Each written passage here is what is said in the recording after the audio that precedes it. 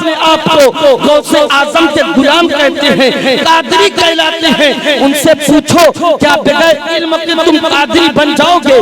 क्या तुम्हारे पास इल्म नहीं है तो तुम क्या समझोगे गौसे आजम का मकाम क्या है, गौसे पाक का मर्तबा क्या है? अज़ीज़ाने गिरामी, सरकारे गौसे पाक रज़ियल्लाहु ताला अन्हु इतने बड़े अल्लाह के वली हैं, अगर उनकी करामत बयान की जाए तो करामत का आलम यह है कि माँ के पेट में है फिर भी माँ पर एहसान कर रहे हैं। कयामत तक कोई भी इंसान अपनी माँ पर एहसान नहीं कर सकता है, लेकिन 470 हिजरी में एक अल्लाह का वली सुल्तानुल औलिया बादशाह साहब बनकर के जो चमका वो अपनी माँ पर एहसान कर रहा है। अल्लाह अकबर। उसके बावजूद भी जीलान से बगदाद आए, 7 साल तक आपने बगदाद की धरती पर तालीम को हासिल किया। तालीम हासिल करने के बाद सिर्फ यहीं तक नहीं बल्कि आपने जंगल की तरफ रुख किया, जंगल की तरफ गए। अल्लाह अकबर। जंगल की तरफ क्यों गए, किस लिए गए, क्या जरूरत थी जाने के लिए? आप कहेंगे इबादत करने के लिए गए। इबादत करने के लिए अल्हम्दुलिल्लाह यहाँ पर हाफिज सलमान साहब बैठे हुए हैं और आप लोगों का दुआओं का समरा है। ये नाचीज भी गया, मैंने जामिया कादरिया देखा, मदरसा कादरिया देखा। अल्लाह अकबर। कितना बड़ा अदारा है, 3 मंजिला इमारत है। खुदा की कसम हजारों बच्चे तालीम हासिल कर सकते हैं। अब लेकिन आज बताओ, आज देखो मुआशरे का हाल ये है कि तमाम मदारिस बंद है बगदाद में। क्यों? इसलिए कि जब इल्मे दीन को वहाँ पर लोग अहमियत देना बंद कर दिए, लोग नमाज की मस्जिदों की कद्र करना बंद कर दिए, मदरसों की अहमियत को खत्म कर दिए, तो मदारिस में ताले लग गए, मस्जिदों में पाबंदियां लग गई। आज हमारे यहाँ क्या हिंदुस्तान में है, आज क्या कहते हैं पीर का दामन नहीं छोड़ेंगे, पीर के नाम पर लाखों रुपए खर्च कर देते हैं, माँ को एक रोटी देने के लिए तैयार नहीं है, पीर के नाम पर हजारों लाखों रुपए खर्च कर देते हैं, लेकिन अपने बच्चों को तालीम देने की जरूरत नहीं है। क्यों? इसलिए कि पीर हमें बख्शवाएगा। खुदा की कसम याद कर लो, जब तक तुम्हारे अमाल दुरुस्त नहीं होंगे, जब तक तुम दुरुस्त नहीं होंगे, तुम्हारा ईमान दुरुस्त नहीं होगा, वो कोई भी पीर हो, कितना भी बड़ा पीर हो, वो तुम्हें जन्नत में हरगिज़ नहीं ले जा सकता। पीर जन्नत नहीं दिला सकता है, जन्नत मिलेगा तो माँ की कदम के नीचे मिलेगा और तुम्हारे अमाल की बिना पर मिलेंगे। पीर पर पैसों खर्च करने से जन्नत नहीं मिल सकती है प्यारों, माँ की खिदमत करने से जन्नत मिलती है, माँ के कदमों के नीचे जन्नत मिलती है, तालीम हासिल करने से जन्नत मिलती है। आज पीर आ जाए तो उसके तलवे चाटते हैं, उसके कदमों को चूमते हैं, उसके पैर को चूमते हैं, उसके हाथ को चूमते हैं। मैं इस चीज का इनकार नहीं करता हूँ, लेकिन मैं हिंदुस्तान नहीं पूरी दुनिया के पीर से अपील करता हूँ। वो पीर क्या कहे, पहले माँ के कदम को चूम, पहले बाप के कदम को चूम, पहले माँ के हाथ को चूम, पहले बाप के हाथ को चूम, फिर मेरे हाथ को चूम, पहले नमाज पढ़, फिर मेरी बारगाह में। जिंदाबाद, बहुत उम्दा, माशाअल्लाह, जिंदाबाद। लेकिन आज अगर पीर को 50,000 का नजराना मिल जाए तो वो चाहे फांसी को, चाहे वो एक वक्त की नमाज न पढ़ता हो, चाहे कुरान पढ़ने की तमीज न हो, उसे जन्नत बांट रहे हैं। ऐसा लगता है जन्नत घर की बगौती है, जिसको चाहे उठा कर दे दे। जन्नत किसी की नहीं है, ऐसे आसान नहीं है जन्नत मिलना, जन्नत ऐसे नहीं मिलती है। जन्नत पाने के लिए कुर्बानियां देनी पड़ती है। मालूम है सरकार गौसे पाक रज़ियल्लाहु ताला अन्हु जंगल में गए, 25 साल तक आप जंगल में इबादत और रियाजत करते रहे, अल्लाह की इबादत, अल्लाह को राजी करते रहे। क्यों? सरकार गौसे पाक को अगर इबादत करनी थी तो जामिया कादरिया में कर लेते। इतनी बड़ी मस्जिद थी, जामा मस्जिद, आप उसमें इबादत करते, फिर जंगल की तरफ क्यों गए? जंगल की तरफ क्यों गए? और मेरा ये जुमला याद रखिए, गौस पाक आलम अरवा में अल्लाह के वली, माँ के पेट में अल्लाह के वली, दुनिया में तशरीफ लाए अल्लाह के वली, पैदा हुए तो 18 पारा के हाफिज कुरान, फिर जंगल की तरफ क्यों गए? इसलिए गए, सुन्नी मुसलमानों याद कर लो, अगर 11 डेग लंगर करने से जन्नत मिल जाती ना तो नमाज फर्ज ना हो। सच्चाई है, हकीकत है, कड़वी लगेगी। हाँ, लंगर करो लेकिन नमाज के बाद, लंगर करो तालीम हासिल करने के बाद, लंगर करो कुरान की तिलावत भी करो, लंगर करो मुस्तफा की शरीयत पर अमल करो। ये नहीं नमाज एक वक्त की भी नहीं, कुरान की तिलावत नहीं, ताक पर कुरान है, लंगर पे लंगर, लंगर पे लंगर।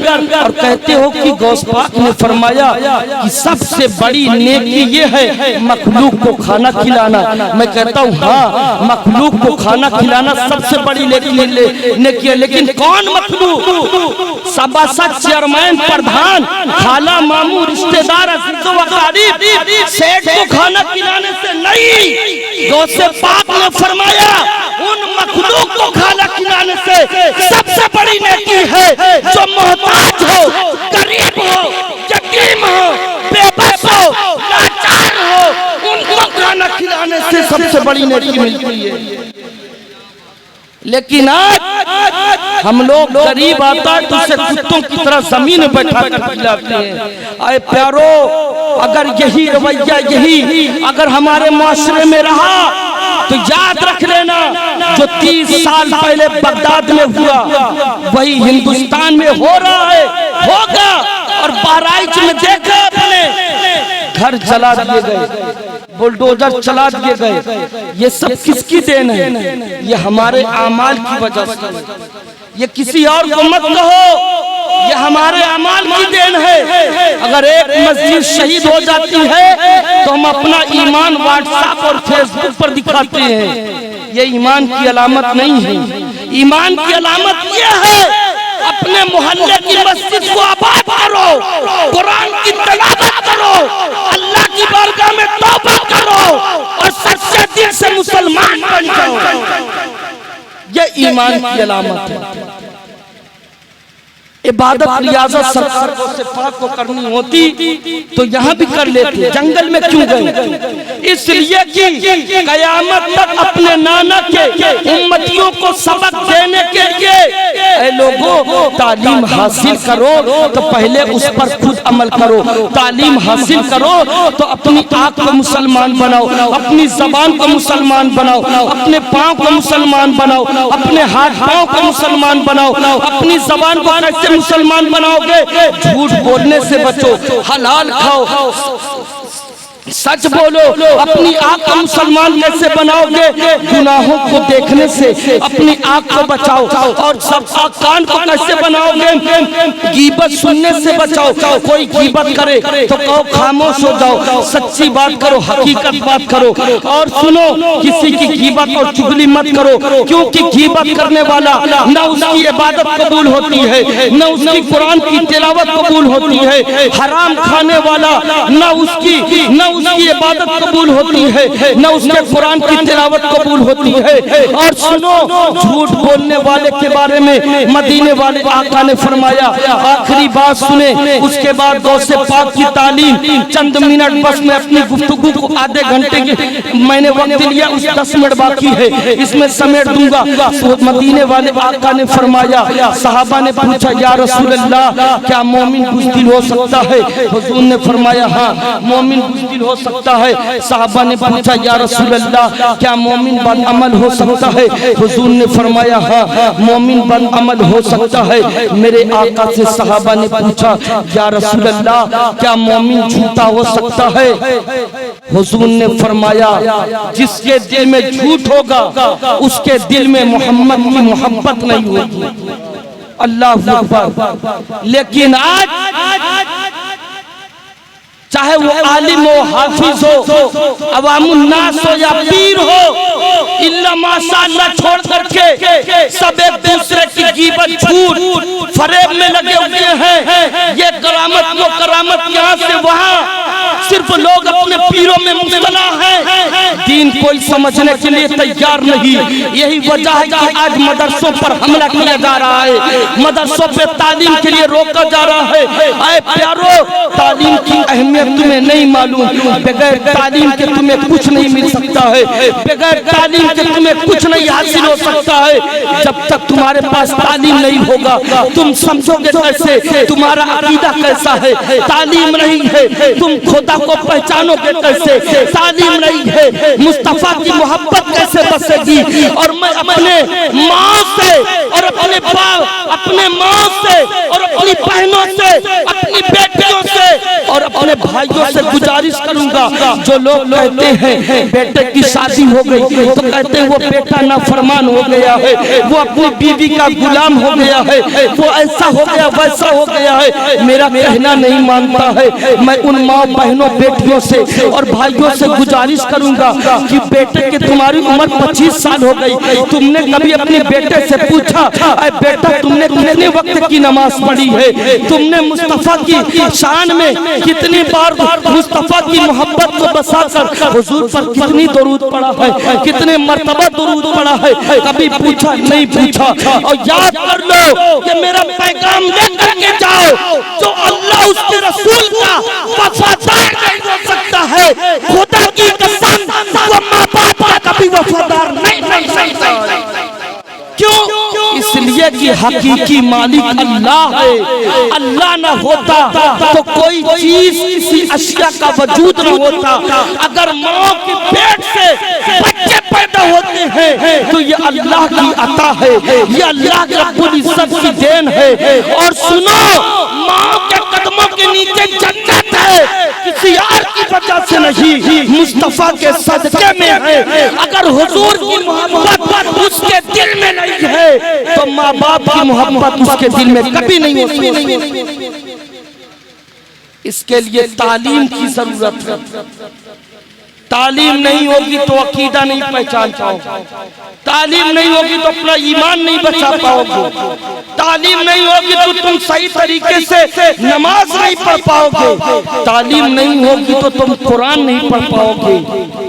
और एक मैं जुमला इस्तेमाल करता हूँ, सुन्नियों की गुर्बती देखना है तो मस्जिद और मदरसे में चले जाओ, और इनकी अमीरी देखना है तो सुन्नियों की शादी में चले जाओ।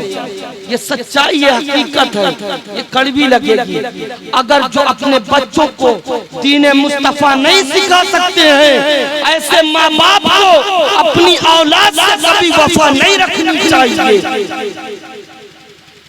सरकार गौसे पाक जंगल की तरफ इबादत रियाजत सिर्फ करने के लिए नहीं गए, कयामत तक अपने नाना की उम्मतियों को सबक देने के लिए गए। सरकार गौसे पाक जब अल्लाह के वली थे तो तालीम की क्या जरूरत थी, मदरसे की तरफ जाने की क्या जरूरत थी। फिर अपनी ज़ईफा माँ को जीलान से छोड़ करके बगदाद क्यों आए?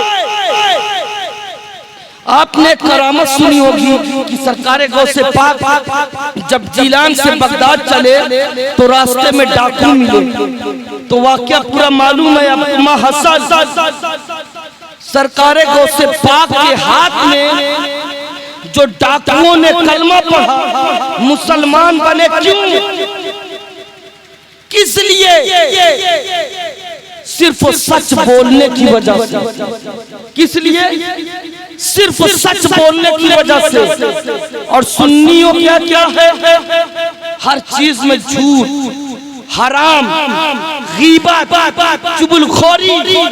तो वो सुन्नी कैसा है? वो सुन्नी कैसा है जिसके यहाँ शरीयत के खिलाफ काम होता हो? और वो बरेलवी कैसे हो सकता है? बरेलवी तो वही है जो मुस्तफा के बताए हुए रास्ते पर चले और सहाबा और औलिया के नक्शे कदम पर चले। और हमारे यहाँ सिर्फ चादर गागर लंगर जुलूस करो, लेकिन कब शरीयत मुस्तफा पर चलने के बाद अगर आप लंगर नहीं करोगे तो गौसे पाक ने ये नहीं कहा कि तुम जहन्नमी हो, लेकिन गौसे पाक ने ये फरमाया कि जो जानबूझकर एक वक्त की नमाज को तर्क कर दे उसे मुसलमानों के कब्रिस्तान में दफन न किया जाए। बताओ गौसे आजम का फरमान दुरुस्त है या वो झूठा पीर जो पैसों की दौलत को दे करके लोगों को जन्नत की सर्टिफिकेट बांट रहा है? वो जाली पीर है जो पैसों को दे दे के मुरीदों को खुश करे, और वो सच्चा पीर है जो मुरीदों को सिराते मुस्तकीम दिखाए।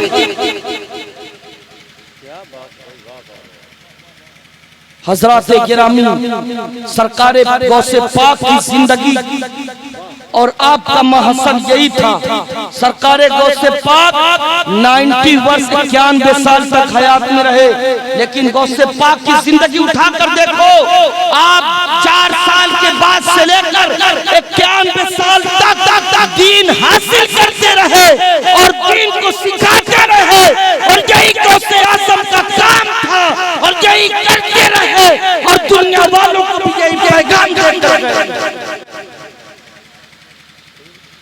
जब पीरों के पीर सरकारे गौसे आजम ने ये हमें तालीम दिया, तो आज के पीरों के अंदर क्या जरूरत है कि वो अपने मुरीदों को जाहिल न करके पैसों की बदौलत करके, ये कहां से, ये कैसा इंसाफ है, ये कहां का दुरुस्त है, ये कौन सा निजाम है, ये कौन सी सुन्नियत का नारा है? सुन्नियत का नारा वही है जो हमें आला हजरत ने दिया है।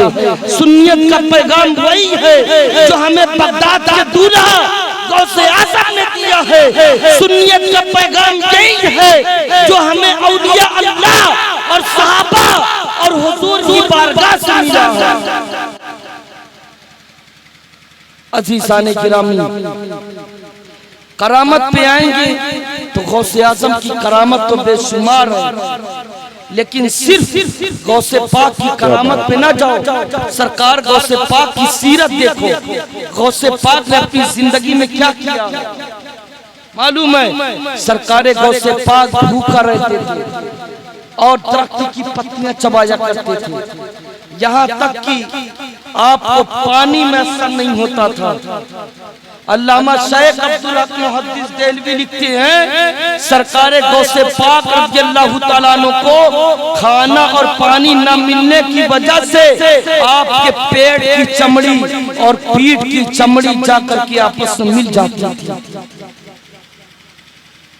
ये गौसे पाक, सिर्फ गौसे पाक के आपने मुर्गा सुना है, गौसे पाक की जिंदगी को आपने नहीं देखा।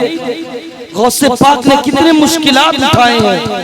गौसे पाक बगदाद में उस वक्त आप तालीम देने के लिए आए, उस पुरफतन दौर में जब एक दिन में 400 उलमा की गर्दनें कलम कर दी जाती थी, उस पुरफतन दौर में गौसे पाक बगदाद की धरती पर आए और उस वक्त का बादशाह जिसका नाम वासिफ था, अगर कोई आलिम दीन, कोई अगर हाफिज कुरान और हदीस को पढ़ता और तालीम देता था, उसकी गर्दनें कलम कर दी जाती थी। उस पुरफतन दौर में सरकारे गौसे पाक बगदाद की धरती पर जलवा करके, और आपने कुछ और नहीं, सिर्फ मुरीदी नहीं की, बल्कि आपने मुस्तफा के दीन को फैलाया, कुरान की तालीम को आम किया, और इतना आम किया कि जब आपने पहली मर्तबा खिताब किया तो 3 शख्स सिर्फ आपकी तकरीर में थे,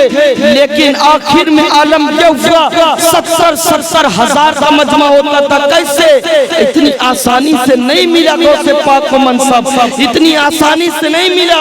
हम सिर्फ गौस पाक की 11वीं बयान करते हैं, गौस पाक की लंगर बयान करते हैं, गौस पाक का मुर्गा बयान करते बने हैं, लेकिन गौसे पाक ने कितने मुश्किलात उठाए नहीं मालूम। वासिक बादशाह ने आप पर बहुत कई तरीके से जुल्म और सितम करना चाहा। सरकारे गौसे पाक रज़ियल्लाहु ताला अन्हु के पास अपने उज़रा को भेजता था, खुद्दाम को भेजता था।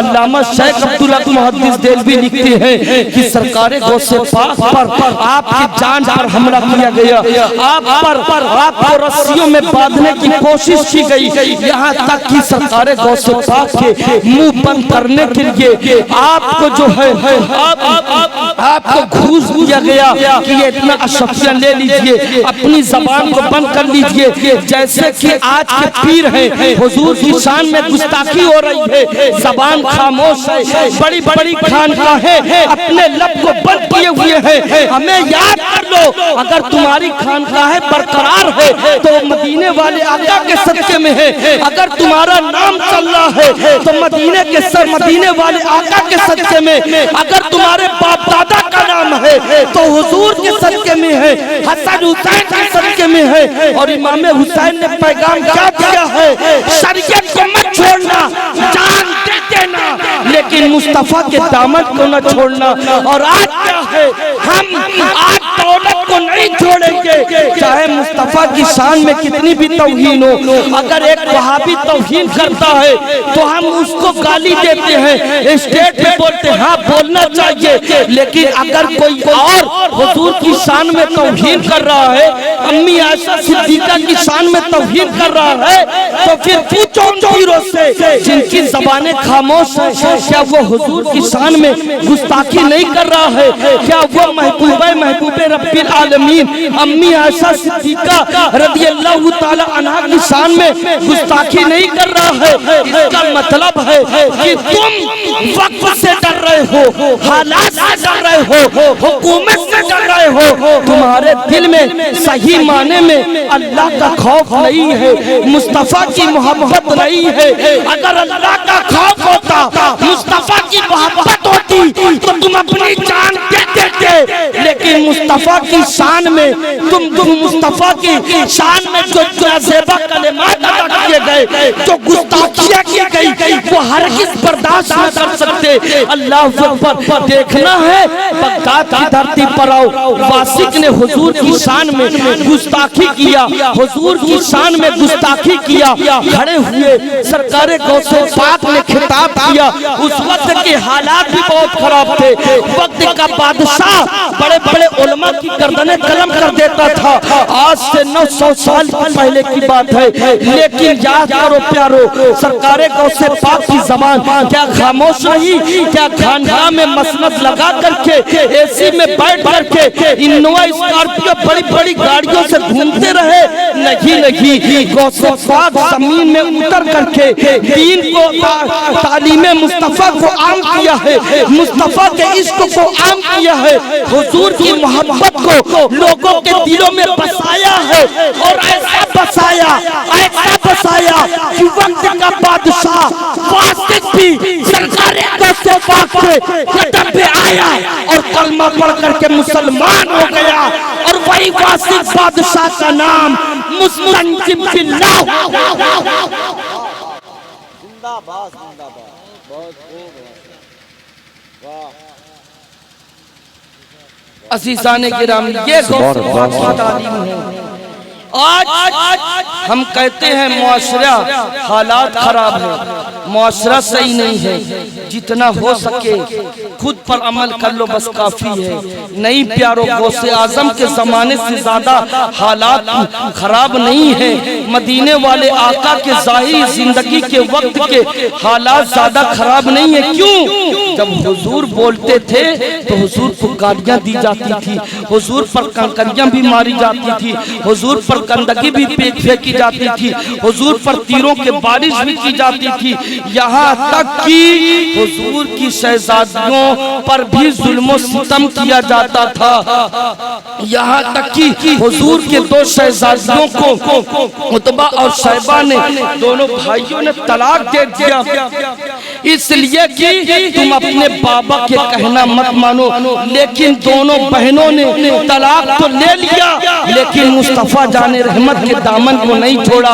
बताओ उस वक्त के हालात ज्यादा खराब थे या आज के ज्यादा खराब हैं? और ये प्यारो, अगर यही करते रहे तो 30 साल पहले जो बगदाद की धरती पर हुआ, चुन चुन कर मुसलमानों को मारा गया, मस्जिदें जला दी गई, मस्जिदों को शहीद कर दी गई, मदरसों को बंद कर दिए गए, यही वक्त करीब है और हो रहा है और चल रहा है, होने वाला नहीं है। तुम्हारे मस्जिदों पर ताले लगाए जा रहे हैं, मदरसों पर ताले लगाए जा रहे हैं, मस्जिदों को शहीद की जा रही है। अगर चीखना चिल्लाना है तो पहले तालीम को आबाद करो, मस्जिद को आबाद करो, कुरान की तालीम पर अमल करो, फिर उसके बाद व्हाट्सएप और फेसबुक पर चिल्लाओ।